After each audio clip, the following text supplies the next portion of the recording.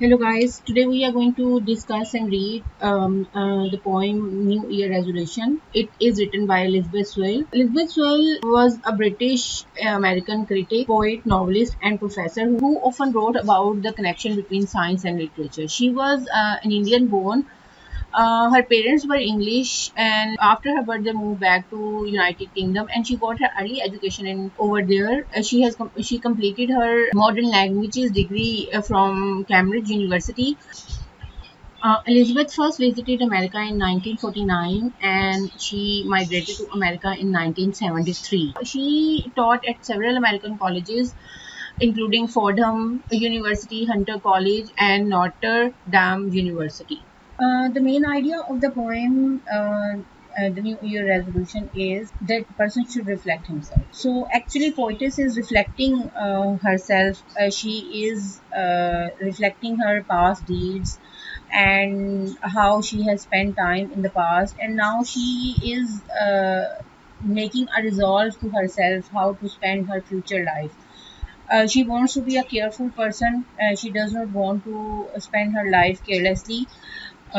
She wants to distinguish between good and evil. She is making an oath with herself, and she is making a vow to herself that she is going to be a good person in future. So in this a poem, basically she is making three promises to herself. First promise she is making is that she is going to be quiet. She is going to be quiet and reflect her deeds herself. Self Basically she is going to practice self reflection.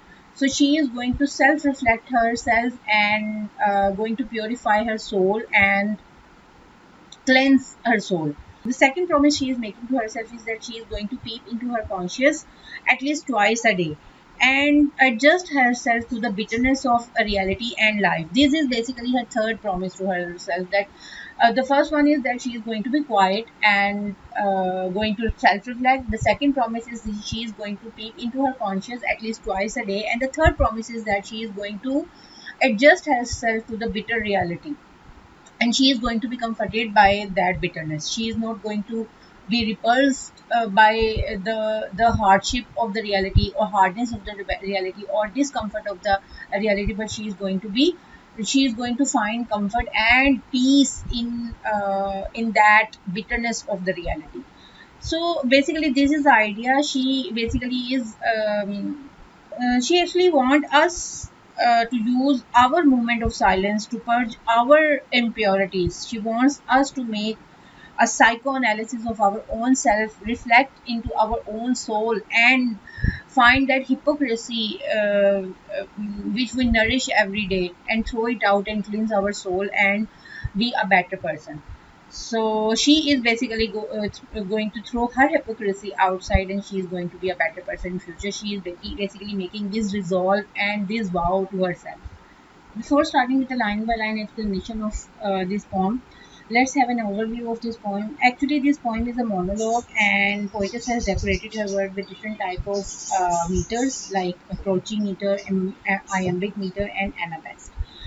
She has basically used the technique of stream of consciousness while writing this poem, as she is talking to herself and making a resolve to herself. She is not talking to a third or second person. She is basically thinking everything and then like putting it on the paper. She is basically making an oath and making a vow with herself. And then she has used, to give more meaning to her poem, she has used personification and imagery. Like she has used the word bony arms. Bony arms are bony.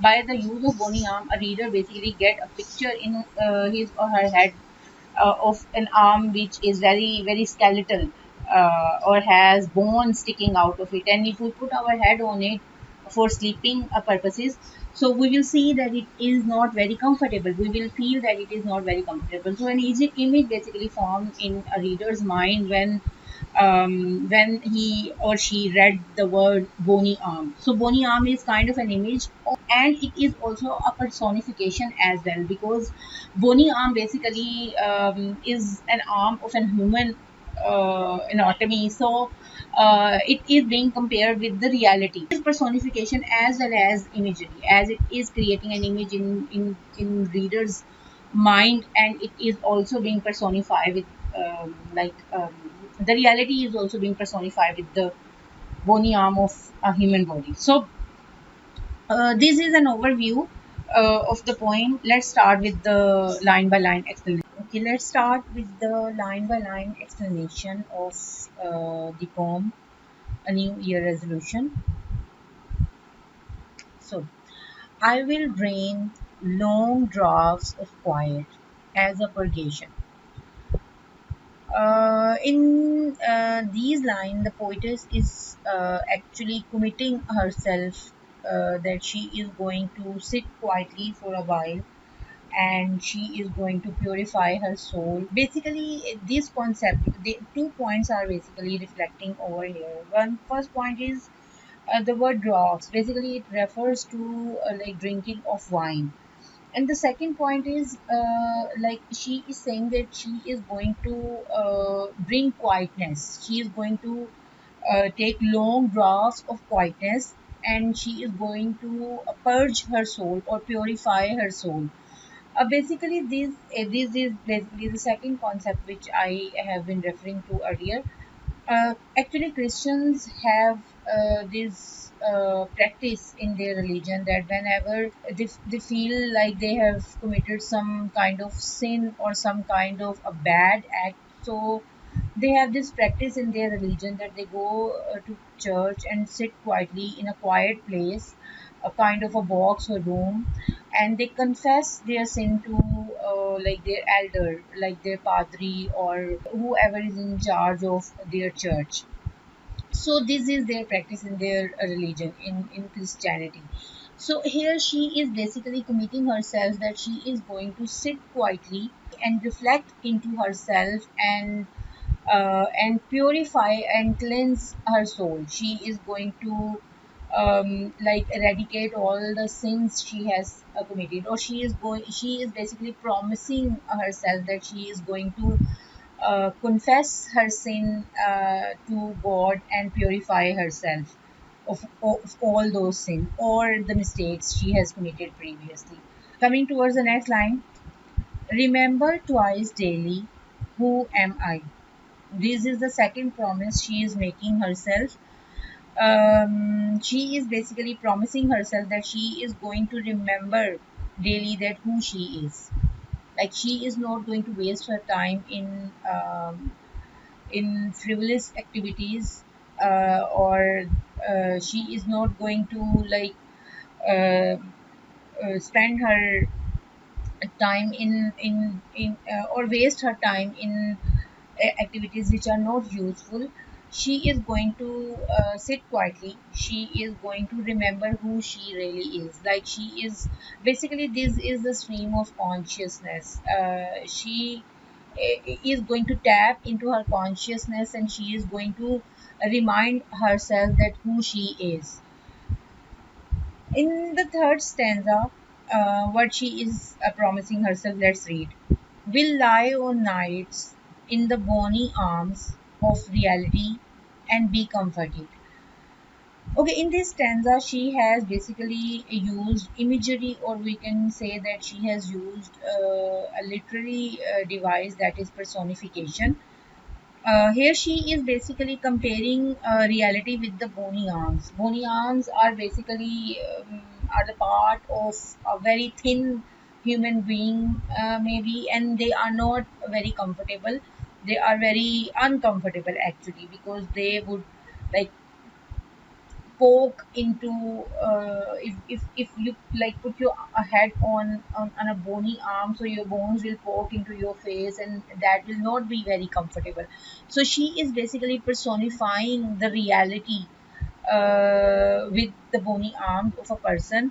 And she is saying like basically she is trying to tell you that reality is not comfortable. Reality is actually very uncomfortable. So she is saying that she is going to lie on the bony arm of reality, like she is going to be discomforted. She is basically trying to tell you that she is going to face the discomfort of the reality and be comforted into that discomfort. She is going to feel comfort in the discomfort of the reality.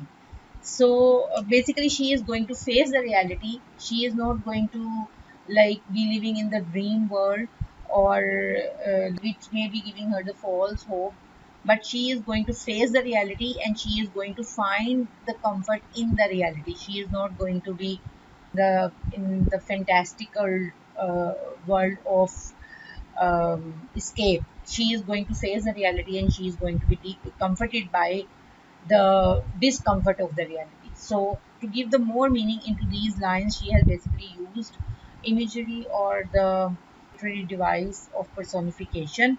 She has used personification and give the reader the imagery to imagine in their like head that those bony arms. You are not going to feel the comfort of soft pillow, but you are going to be very uncomfortable lying on the bony arms, because bones are going to like poke you in the face and you will not be comfortable while you are lying on the bony arms.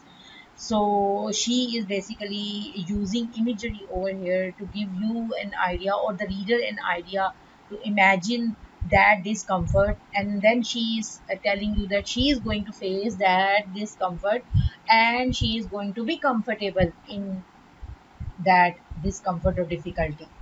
So, three promises she has made with herself. The first promise is that she is going to be quiet, maybe in the situation where everybody is talking, but she is going to be quiet and she is going to purify her soul by being quiet. She is not going to waste her words in different um, time wasting activities maybe, or in deeper meaning we can say that she is promising herself that if she is going to reflect into herself and she is going to confess in front of God and she is going to purify her soul and cleanse her soul. So this is the first promise she is making with herself. The second promise she is making with herself is that she is going to remind herself of the first promise. She is going to remind herself that who she really is, or what type of person she is going to be, what promise she has made with herself in the beginning, that what type of person she is going to be. So she is going to remind herself of that she is not a person or a wastrel. She is a person who reflects into herself and correct her mistakes. So in the third stanza, the third promise she is making herself is that she is not going to live in the dream world. She is going to face the reality.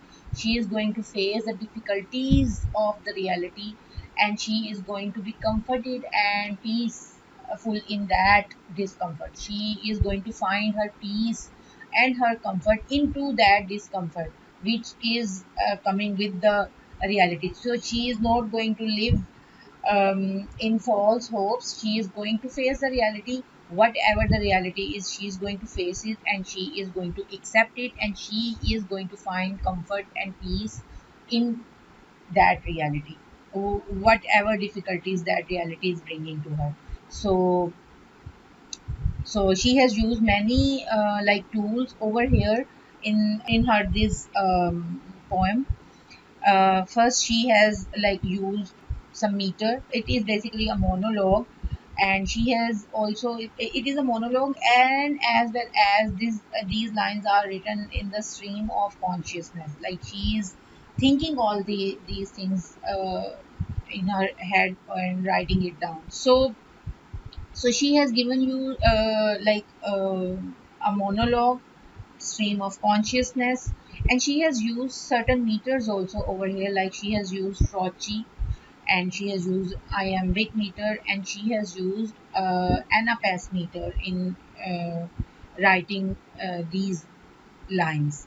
And then she has used personification and imagery to give you more meaning in these lines. So it is a beautiful poem, a short poem, but very meaningful poem. And through this poem, she is basically giving a message to us that we should reflect into ourselves, and we should accept our mistakes, and we should try to correct our those mistakes, and try to avoid committing those mistakes again. So by writing these lines, she is basically advising us to make your life purposeful.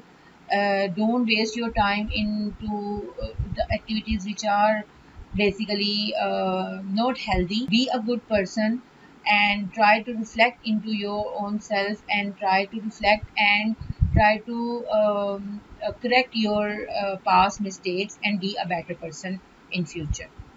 Thank you.